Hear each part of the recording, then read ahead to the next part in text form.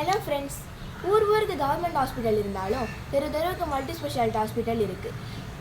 ஒரே ஹாஸ்பிட்டலில் எல்லா நோய்க்கும் மருத்துவம் கிடைக்கிது அப்படின்னு நம்ம சந்தோஷப்படுறதா, இல்லை நோய் பெருகிட்டே போதே அப்படின்ட்டு நம்ம வருத்தப்படுறதா?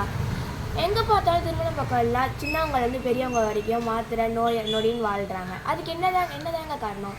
ஆமாங்க, சமையலுக்கு யூஸ் பண்ணுற எண்ணெய் தாங்க காரணம். எந்த கடைக்கு போனாலும் பெருசாக சூரியகாந்தி படம் போட்டு இது பியூர் சன்ஃப்ளவர் ஆயில் அப்படின்னு சொல்லி நமக்கு 1 லிட்டர் 130 ரூபா கேட்குறாங்க. ஆனால் நல்லா யோசிச்சு பாருங்கள், ஒரு லிட்டர் பியூர் சன்ஃப்ளவர் ஆயில் வாங்கணும் அப்படின்னா 500 ரூபாய்க்கு மேலே ஆகும். இந்த இடத்துல தாங்க நம்ம தப்பு பண்ணுறோம். இதே மாதிரி தாங்க நம்ம நோய் விலை கொடுத்து வாங்குகிறோம். இதுக்கு என்னென்ன சொல்யூஷன் அப்படின்னா, கொஞ்சம் கஷ்டமாக தான் இருக்கும். ஒரு தேடி பிடிச்சி மரச்செக்கு எண்ணெய் வாங்கி யூஸ் பண்ணுங்கள். நம்ம அன்றாடம் வாங்கி சாப்பிட்ற விவசாய பொருட்கள் எல்லாமே கெமிக்கல் உரமோ பூச்சி மருந்தும் போட்டு தான் நமக்கு விளைய வச்சு கொடுக்குறாங்க.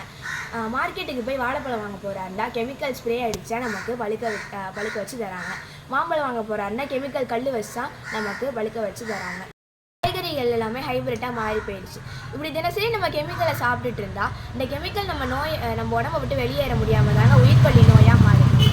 கொஞ்சமாவது ஆரோக்கியமான பொருட்களாக வாங்கி சாப்பிட்டு ஆரோக்கியமாக இருங்க. உங்கள் ஆரோக்கியம் உங்கள் கையில். மீண்டும் ஒரு நல்ல வீடியோ சந்திக்கும் வரை நான் உங்கள் கருதா. பாய்.